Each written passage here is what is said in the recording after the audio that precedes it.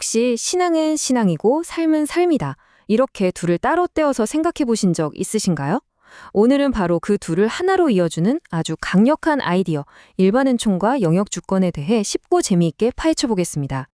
혹시 여러분, 내 삶이 딱 두 조각으로 나뉘어 있다고 느껴본 적 없으세요? 한쪽에는 거룩한 신앙생활이 있고, 다른 한쪽에는 치열한 일상의 현실이 있는 것처럼 말이죠. 사실 많은 분들이 이렇게 느낍니다. 일요일에 교회에서 느끼는 그 마음이랑 월요일 아침에 출근해서 느끼는 마음이 완전히 다른 세계처럼 느껴지는 거죠. 마치 신성한 것과 세속적인 것이 딱 잘라서 구분되는 것처럼요. 우리가 세상을 볼 때 종종 이런 식으로 분리해서 보곤 하죠. 왼쪽에 복잡한 현대 도시처럼 아주 치열한 현실 세계가 있고, 오른쪽에 이 종교개혁과 그림이 상징하는 신앙의 세계가 따로 있는 것처럼요. 그런데 19세기에 네덜란드의 한 사상가가 나타나서 아니, 그 둘은 절대 나뉠 수 없다라고 외치면서 아주 강력한 해법을 제시했습니다. 자, 지금부터 이 분리된 삶을 온몸으로 거부했던 한 인물을 만나보려고 합니다. 바로 그의 이름은 아브라함 카이퍼입니다. 근데 이분은요, 그냥 책상에 앉아있던 신학자가 아니었어요. 정말 엄청난 행동가이자 또 영향력 있는 인물이었습니다. 이 이력 좀 보세요. 신학자이면서 동시에 네덜란드의 총리였고, 언론이자 신문사를 만들었고, 심지어 대학교까지 설립했어요. 이력만 봐도 카이퍼라는 사람이 신앙과 우리의 현실적인 삶, 이 교차점에서 얼마나 치열하게 살았는지 바로 알 수 있죠. 그럼 카이퍼가 제시한 첫 번째 핵심 아이디어는 뭘까요? 바로 영역주권이라는 개념입니다. 이 한 문장이 카이퍼 사상의 심장이라고 할 수 있습니다. 무슨 뜻이냐면요. 우리 삶의 단 한 부분도 그게 정치가 됐든 예술이 됐든 과학이 됐든 하나님의 주권에서 벗어난 곳은 단 한 뼘도 없다는 그런 뜻입니다. 정말 강력한 선언이죠. 그러니까 영역주권이라는 건 이런 의미예요.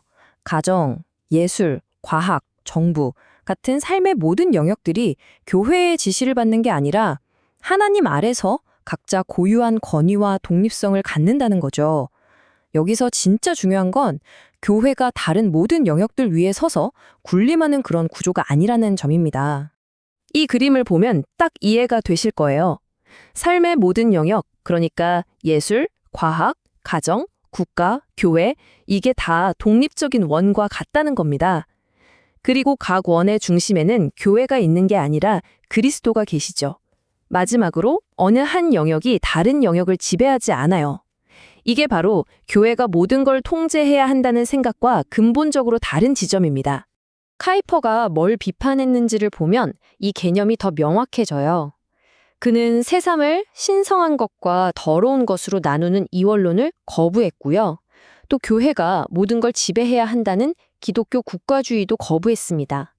대신 모든 영역이 하나님 앞에서 동등하게 또 거룩하게 가치 있다고 본 거죠. 자, 그런데 여기서 이런 질문이 생길 수 있어요. 좋아, 모든 영역이 하나님 거라는 건 알겠어. 그러면 교회 밖에서 발견되는 그런 선함이나 아름다움, 뛰어난 지혜 같은 건 어떻게 설명해야 하지?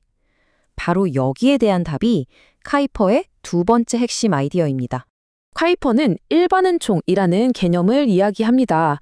먼저 우리가 흔히 아는 특별은총과 비교해 볼게요. 특별은총이 믿는 사람들에게 주어지는 구원을 위한 은혜라면 일반은총은 믿는 사람이든 아니든 상관없이 모든 인류에게 주어져서 이 사회와 문명을 보존하고 유지시키는 은혜를 말하는 겁니다. 이런 생각의 성경적인 근거는 바로 이 구절에서 찾을 수 있습니다.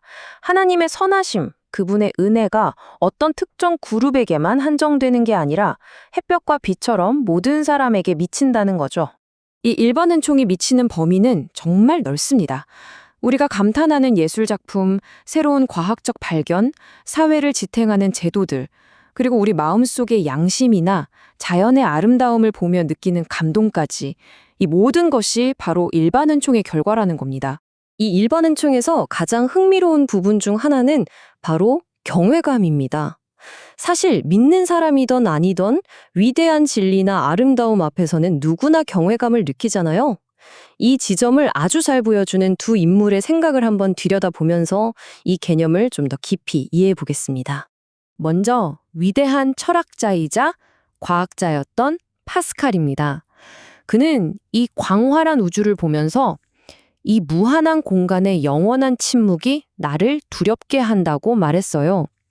이건 신 앞에서 헌없이 작은 인간이 느끼는 그런 신앙적인 경외감을 표현한 거죠. 반면에 천문학자 칼 세이건은 과학이 주는 경이로움에 주목했습니다. 그의 말처럼 과학적 발견이 주는 그 엄청난 경외감은 때로 종교적인 감동을 뛰어넘을 때도 있죠. 바로 이게 일반 은총의 핵심입니다.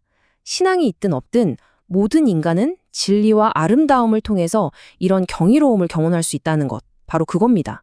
자, 좋습니다. 그럼 이 멋진 개념들을 오늘날 우리 삶에 구체적으로 어떻게 가져와 볼 수 있을까요?